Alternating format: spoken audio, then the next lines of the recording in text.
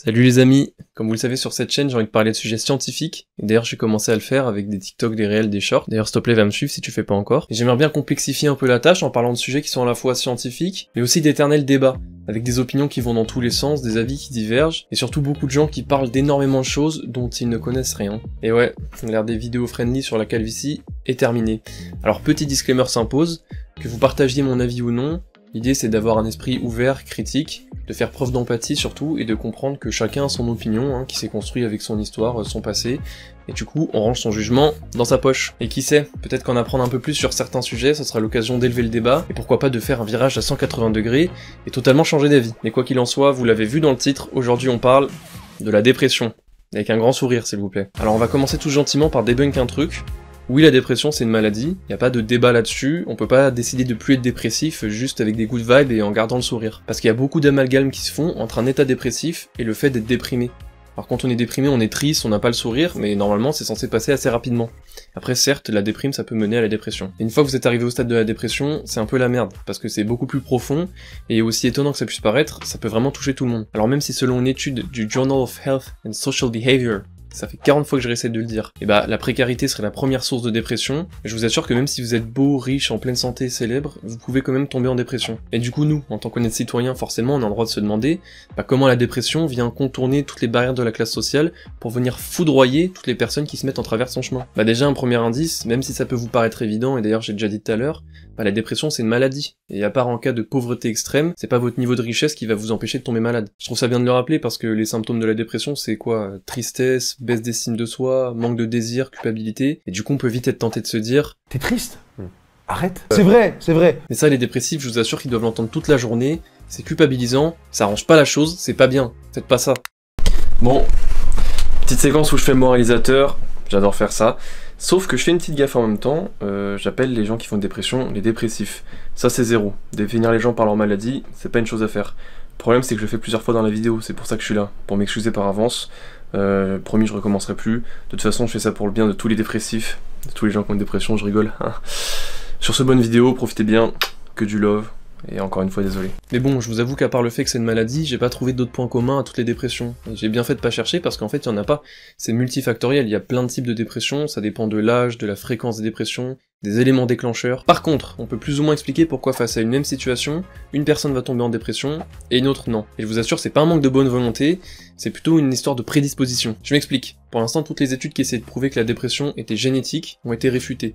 Donc on sait pas si c'est génétique, et on peut pas prouver qu'on peut réellement hériter de la dépression. Même si en 2015, il y a encore 67% des Français qui pensaient que si papa et maman avaient une dépression, ils en auraient une. En revanche, l'environnement pendant la construction psychique de l'enfant a un impact énorme. Donc si votre mère était en dépression postpartum quand vous êtes né, ou que vos parents étaient en dépression toute votre enfance, il y a de grandes chances que ça ait eu un impact sur votre psychisme. D'ailleurs, je vous ai mis une petite étude qui en parle en description, c'est assez intéressant. Donc vous l'avez compris, en gros si c'était la merde à la maison, il y a beaucoup de chances que ça ait créé un terrain favorable à la dépression chez vous. D'autant plus si vous pensez que c'est génétique et que tôt ou tard vous aurez la dépression de vos parents. Ce qui est faux, je le rappelle. C'est bien beau tout ça, mais maintenant qu'on a la théorie, qu'est-ce qui se passe concrètement dans le corps quand on fait une dépression? Parce qu'ici à la base c'est une chaîne où on veut faire de la vulgarisation, donc faut comprendre ce qui se passe là-dedans. Parce qu'évidemment qui dit maladie, dit qu'il y a un truc qui tourne pas rond. Et pour la dépression, ça se passe dans le cerveau. Je sais pas si vous connaissez le fonctionnement des neurones, il y a peu de chances que vous le connaissez sur le bout des doigts, mais en gros c'est un type de cellule qui est très présent dans le cerveau, il y en a environ 100 milliards, voire plus ou moins, ça dépend, et son rôle c'est de transmettre l'information. Et pour faire son taf de transmettre l'information, il a une morphologie assez spéciale, il a des longues antennes qu'on appelle les dendrites, il a surtout un long filament qui s'appelle l'axone,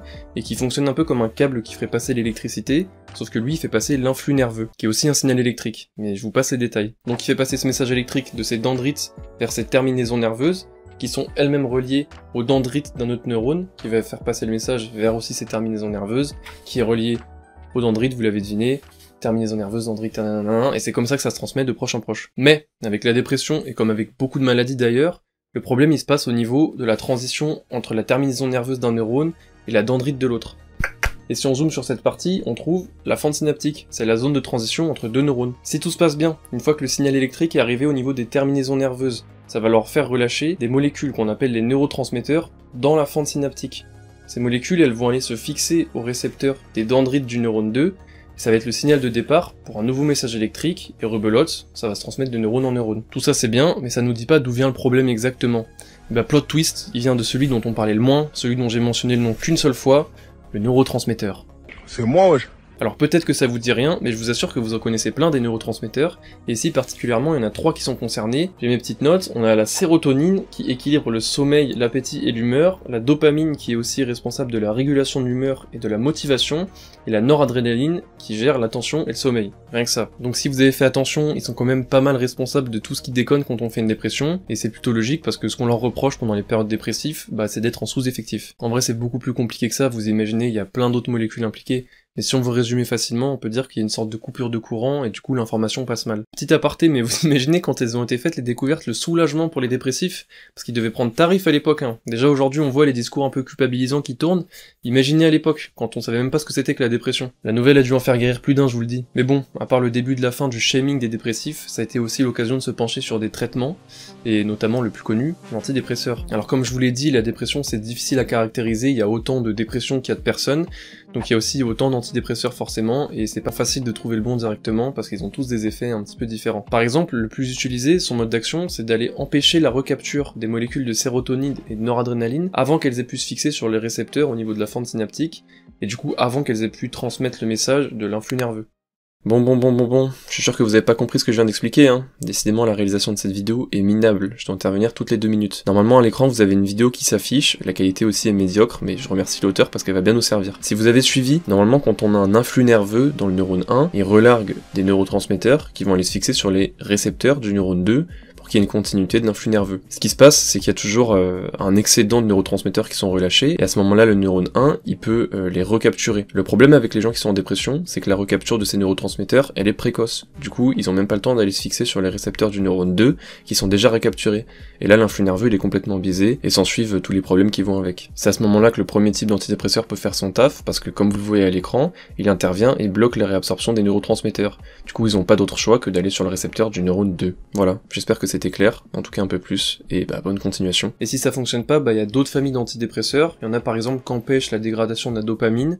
Le seul problème c'est qu'il y a souvent plus d'effets secondaires, et dans l'ensemble les antidépresseurs ça fonctionne très bien, et ça permet de rétablir un bon équilibre dans le cerveau. Par contre évidemment il y a des protocoles à respecter, hein, ça se prend pas et ça s'arrête pas du jour au lendemain les antidépresseurs, faut voir ça avec un psychiatre qui vous suit et qui va gérer tout ça. Maintenant on va passer sur une méthode qui va vous surprendre, c'est les électrochocs. Alors je sais ça paraît incroyable et archi archaïque, mais l'idée c'est de soigner les grosses dépressions, et si on s'en remet à la littérature, apparemment ça fonctionne plutôt bien. En vrai ça s'appelle plus les électrochocs aujourd'hui, ça s'appelle la sismothérapie, c'est super encadré, ça se fait sous anesthésie générale, et l'idée c'est de faire passer un courant au travers du crâne du patient, et apparemment ça remettrait tout le petit bordel bien en place. Du réconfort. Voilà. Je n'avais pas connu ça avant, donc c'était la première année donc je le faisais, je ne savais pas que ça existait, et depuis je me sens beaucoup mieux, j'arrive à vivre mieux ma vie. Aucune douleur, je n'ai pas d'effet secondaire à cause de ça. Bon, le problème c'est qu'on comprend pas tout à fait comment ça fonctionne. La théorie la plus connue aujourd'hui c'est la neuroendocrine diencéphalique theory. On suppose que le passage du courant électrique stimule le diencéphale, ce qui entraînerait un relargage d'hormones qui serait absorbé par le liquide céphalorachidien, et c'est le liquide dans lequel baigne le cerveau. Du coup ces hormones elles rentreraient en contact avec les neurones, qui sont dans le cerveau je le rappelle, et après bah j'ai rien compris. Non, je pense que ceux qui ont créé l'article ils ont rien compris non plus, et du coup je vous invite à aller le lire, il sera en description, si vous comprenez, écrivez-moi un petit commentaire, je serais ravi. Mais en gros, pour résumer, il y a plein de méthodes pour guérir les dépressions, toutes plus ou moins bancales, mais il faut comprendre que c'est difficile de guérir une maladie qu'on n'a pas parfaitement caractérisée, et c'est un sujet de bataille chez les chercheurs d'ailleurs. Bon les amis, je pense qu'on a fait le tour de ce joyeux sujet, et pour conclure j'aimerais vous lire une déclaration faite par l'INPES dans leur campagne de prévention contre la dépression en 2007. Il existe une maladie qui touche plus de 3 millions de personnes en France. Une maladie qui peut vous empêcher de parler, de rire, de manger, de travailler, de dormir ou de vous lever le matin. Une maladie qui peut vous empêcher de vivre. Cette maladie, c'est la dépression.